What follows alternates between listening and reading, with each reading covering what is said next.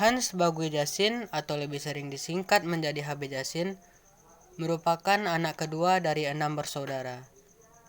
Ia lahir pada tanggal 31 Juli 1917 di Gorontalo, Sulawesi Utara.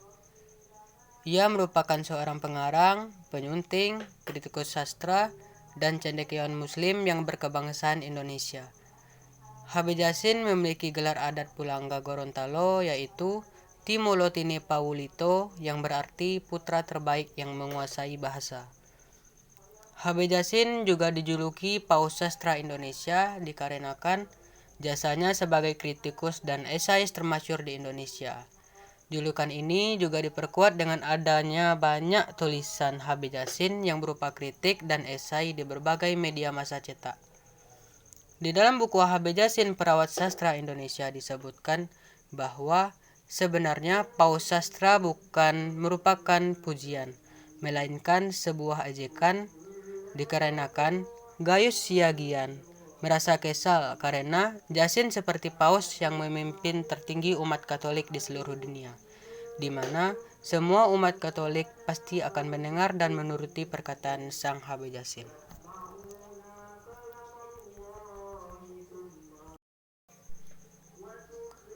Ayahnya bernama Baugui Mantu Jasin, seorang kerani Batavsi Petroleum Macapich atau BPM. Ibunya bernama Habibah Jau. Kegemaran ayahnya yaitu membaca dan mengoreksi bacaan-bacaan di perpustakaan pribadinya. Perpustakaan inilah yang berpengaruh besar terhadap Jasin. Jasin kecil sering membaca koleksi ayahnya secara diam-diam karena dilarang membaca bacaan orang dewasa. Kegemaran inilah yang terus berlanjut dan kemudian menjadi pemicu baginya untuk menjadi kritikus dan kolektor dokumen sastra di Indonesia. HB Jasin berasal dari keluarga Islam. Ia memiliki dua istri yang bernama Cenje van Buren dan Arsita. Mereka menikah pada tahun 1946 dan mempunyai anak bernama Hannibal Jasin dan Mastina Jasin. Setelah Arsita meninggal pada 12 Maret 1962, HB Jasin menikah lagi dengan Yuliko pada tanggal 16 Desember 1962, tepat pada tahun Arsita meninggal.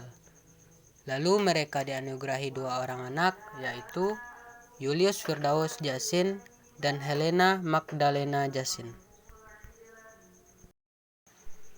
Pendidikan pertama beliau ialah ketika bersekolah di HIS Gorontalo dan tamat pada tahun 1932. Setelah itu, beliau melanjutkan studinya ke HBSB di Medan dan lulus pada tahun 1938.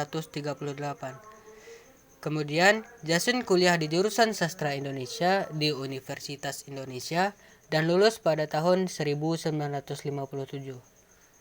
Tak berhenti di sana, ia melanjutkan ilmu tentang perbandingan kesastraan di Universitas Yale di Amerika Serikat dan lulus pada tahun 1959.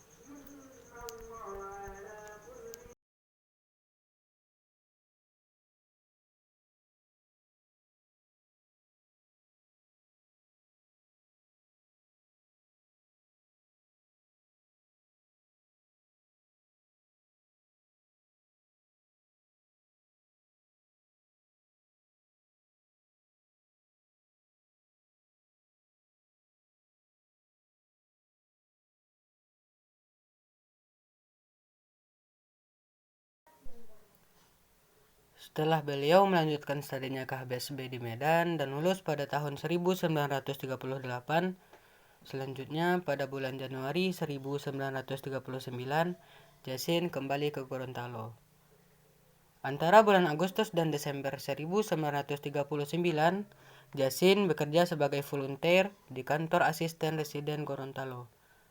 Dan pada akhir Januari 1940, setelah menetap kurang lebih selama 1 tahun di Gorontalo, ia meminta izin kepada ayahnya untuk kembali ke Jakarta.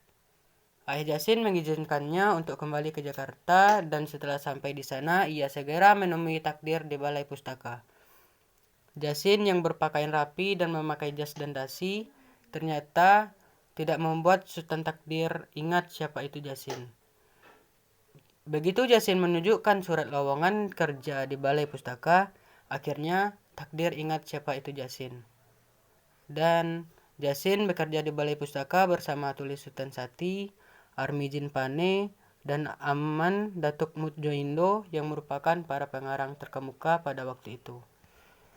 Habib Jasin bekerja di Balai Pustaka hingga tahun 1947. Mula-mulanya dalam sidang pengarang redaksi buku pada tahun 1940 hingga tahun 1942. Kemudian menjadi redaktur Panji Pustaka pada tahun 1942 hingga tahun 1945. Dan wakil pemimpin redaksi Pancaraya pada tahun 1945 hingga 21 Juli 1947.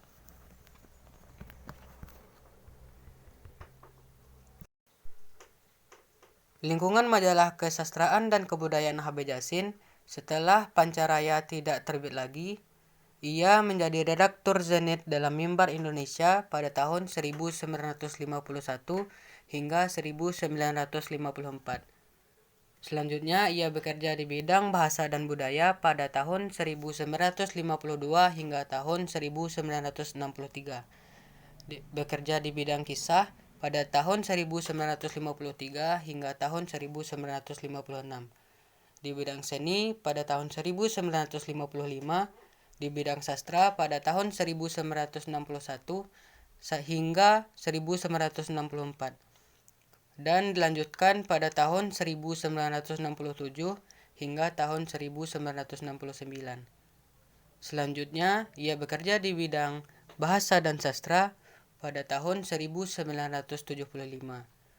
Dan yang paling lama, ia bekerja di bidang Horizon pada tahun 1966 hingga tahun 2000.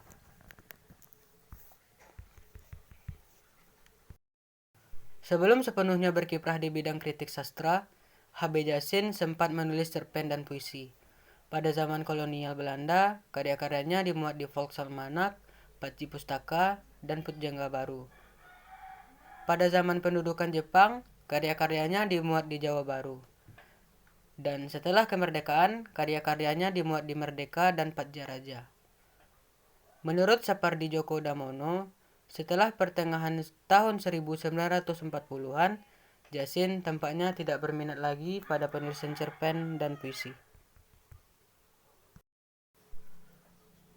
Pada Agustus tahun 1953, Jasin diminta teman-temannya mengajar di Fakultas Sastra Universitas Indonesia. Pada waktu itu, Jasin belum mempunyai gelar sarjana. Akhirnya, ia mengambil kuliah sebagai mahasiswa sekaligus mengajar menjadi dosen di Fakultas Sastra Universitas Indonesia. Selanjutnya, pada tahun 1956, ia membela Chairil Anwar yang dituduh sebagai plagiat. Melalui bukunya yang terkenal berjudul Chairil Anwar, Penyair Angkatan 45. Karena pengaruhnya dalam sastra Indonesia, pada tahun 1965 dalam satu simposium sastra, HB Jasin dijuluki sebagai Paus Sastra Indonesia oleh Gayus Siagian. Dan pada Januari 1961, Jasin kembali menjadi dosen luar biasa pada Fakultas Sastra Universitas Indonesia. Tetapi tidak lagi diberi tugas mengajar, melainkan hanya membimbing para mahasiswa yang membuat skripsi. Antara lain, Boen Osder Marjati, M. Saleh Saad, M.S. Hutagalung, Jau Nasution, Bahrum Rangkuti, dan lainnya. Pada tahun 1963, ia pernah dikecam setelah menandatangani Manifesti Kebudayaan atau Manikabu oleh kelompok Lembaga Kebudayaan Rakyat atau Lekra. HB Jasin dianggap sosok yang anti Soekarno. Oleh karena itu, ia dipecat sebagai staf pengajar di Universitas Indonesia dan dari lembaga bahasa. Cerpen karangan HB Jasin yang berjudul Panji Kusmin Langit Makin Mendung yang dimuat pada majalah sastra tahun 1971 dianggap menghina Tuhan, yang berujung sampai ke persidangan. Di pengadilan, Habib Yasin diminta untuk mengungkapkan siapa tokoh yang bernama Ki Panji Kusmin dalam cerpen tersebut. 1 tahun penjara dengan masa percobaan 2 tahun adalah imbalannya, karena Habib Yasin menolak untuk mengungkapkan tentang siapa Ki Panji Kusmin tersebut. Pembinaan dan Pengembangan Bahasa Departemen Pendidikan dan Kebudayaan.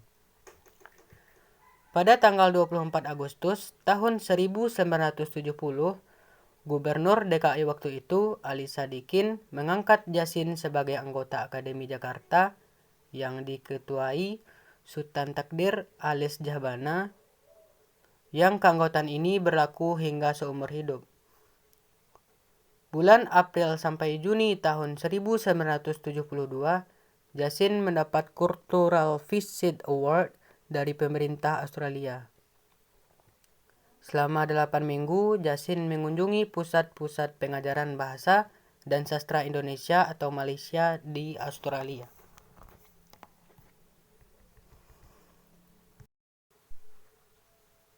Habib Yasin meninggal dunia pada usia 83 tahun pada hari Sabtu 11 Maret tahun 2000. Ia meninggal di Rumah Sakit Cipto Mangunkusumo. Ia meninggalkan 4 anaknya, yaitu Hannibal Yasin, Mastinah Yasin, Julius Firdaus Yasin, dan Helena Magdalena Yasin. 10 orang cucu dan 1 orang cicit. Ia dimakamkan di Taman Makam Pahlawan Nasional Kalibata yang bertempat di Jakarta.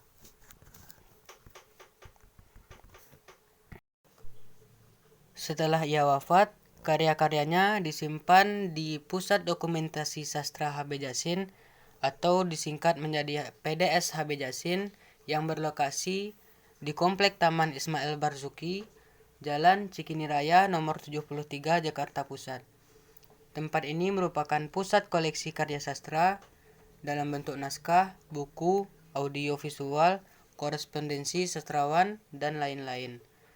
Yang membedakan PDS Habib Yasin dengan perpustakaan pada umumnya ialah koleksi yang dimiliki merupakan koleksi otentik dari para sastrawan itu sendiri. Itulah mengapa PDS Habib Yasin menjadi rujukan bagi para peneliti yang ingin meneliti lebih jauh tentang sastra.